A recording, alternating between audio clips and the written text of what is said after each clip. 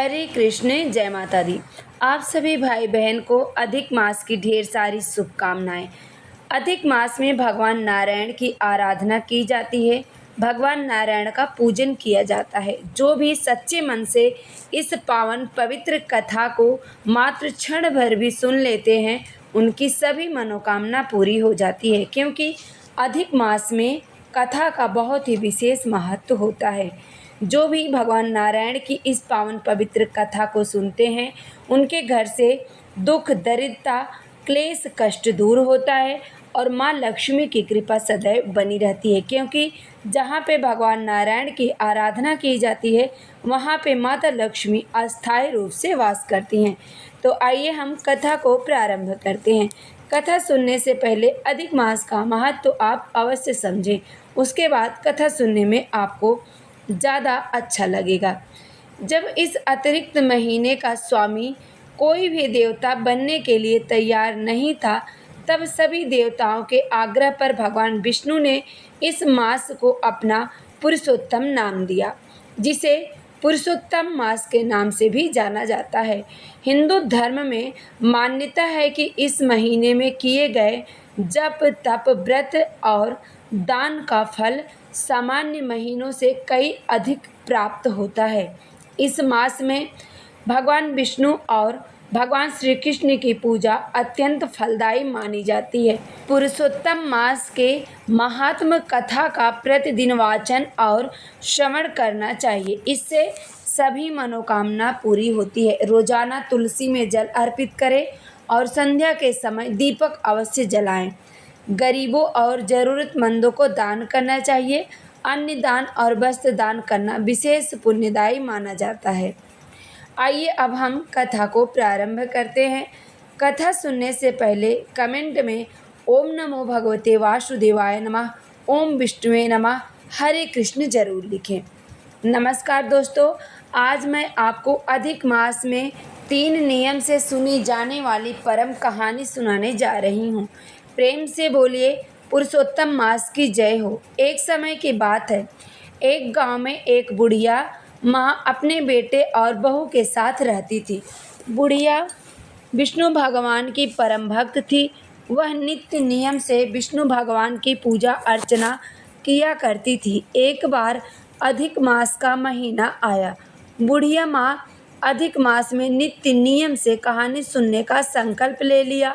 अब बुढ़िया माँ ब्रह्म मुहूर्त में उठ जाती, स्नान आदि करके विष्णु भगवान की कहानी सुनकर उन्हें भोग लगाती, उसके बाद स्वयं अन्न जल ग्रहण करती थी। एक दिन उसके किसी रिश्तेदार की मृत्यु हो गई। बुढ़िया माई को उस शोक में जाना पड़ेगा। वहाँ उनको 9 से 10 दिन लगेंगे। बुढ़िया माई को बड़ी चिंता हुई। उनके जाने के बाद भगवान विष्णु की पूजा कौन करेगा, कहानी कौन सुनेगा और उन्हें भोग कौन लगाएगा। उन्हें चिंतित देखकर बेटे ने कहा, माँ तुम परेशान मत हो, तुम्हारी बहू तुम्हारी अनुपस्थिति में यह सब काम कर देगी। बेटा अपने पत्नी को बुलाकर सारी बात बताई। पत्नी समझदार थी, उसने भी अपने सास से कहा, हाँ सासू माँ आप चिंता मत कीजिए, मैं नियम से विष्णु भगवान की कहानी सुनकर भोग लगा दूंगी। सास निश्चित होकर चली गई। उनके जाने के बाद बहू सुबह सुबह उठी, नहा धोकर विष्णु भगवान की कहानी सुनी। फिर उसने उनके भोग के लिए हलवा पूड़ी बनाया और थाली में परोस दिया और भगवान विष्णु से भोग ग्रहण करने की प्रार्थना करने लगी। बोली, प्रभु आप भोग लगा लीजिए ताकि मैं भी भजन कर सकूं। थाली रखकर वह घर में काम निपटाने लगी। बीच बीच में आकर 1-2 बार देख जाती कि प्रभु ने खाया कि नहीं। थाली वैसे पड़ी थी। पति भी काम पे चला गया था। बहू ने भी सारा काम समाप्त कर लिया। वह सोच में पड़ गई कि विष्णु भगवान ने खाना क्यों नहीं खाया। यदि कुछ दिन नहीं खाएंगे तो कमज़ोर हो जाएंगे। सास वापस आएगी तो गुस्सा करेगी और स्वयं को दोष देने लगी। शायद मेरे ही पूजा पाठ में कोई कमी रह गई, तभी प्रभु ने भोजन नहीं किया। वह विष्णु भगवान के आगे हाथ जोड़कर प्रार्थना करने लगी, आप खाना खा लीजिए, नहीं तो मैं भी भूखी रह जाऊं। भगवान ने भी सोचा कि बहू तो बहुत ही सीधी स्वभाव की है, यदि मैं भोग नहीं लगाऊंगा तो मुझे प्राणी की हत्या का दोष लगेगा। भगवान मूर्ति से निकलकर भोग ग्रहण करने लगे और बहू से बोले, मैंने खाना खा लिया है, अभी मैं विष्णु लोक कुछ काम निपटाने जा रहा हूँ, शाम को खाने के वक्त आ जाऊँगा। अब यही रोज होने लगा। जब 10 दिन बाद सासू माँ घर वापस आई तो वह विष्णु भगवान की मूर्ति की दर्शन करने गई, पर मूर्ति वहाँ नहीं थी। वे बहू से पूछा, भगवान की मूर्ति कहाँ है? बहू ने कहा, वह तो विष्णु लोक गए हैं, शाम को खाने के टाइम आ जाएंगे। सास को बहू के बात पे भरोसा नहीं हुआ। उसने उसे डांटना शुरू किया, तुमने विष्णु भगवान की मूर्ति को कहाँ फेंक दिया है और मेरे सामने बहाना बना रही हो? वह दिन भर उसे डांटती रही। शाम को जब बेटा घर आया तो उसने बहू की शिकायत करते हुए कहा, तुमने ही जिम्मेदारी दी थी कि मेरी पत्नी नियम पूर्वक सारे काम कर लेगी, अब तू ही बता तेरी पत्नी मूर्ति के साथ क्या किया। जब बेटे ने पत्नी से पूछा तो अब वही बात बताया जो उन्होंने सास से कहा था। यदि आप लोग को विश्वास ना हो तो शाम तक इंतजार कर लीजिए, आप लोगों को सच पता चल जाएगा। बेटे ने माँ से सब्र करने को कहा ताकि सच सामने आ जाए। शाम को विष्णु भगवान जी की मूर्ति प्रकट हो गई। बहू ने कहा, सासू जी देखिए, आपके प्रभु आ गए। फिर भी सासू को यकीन नहीं हुआ।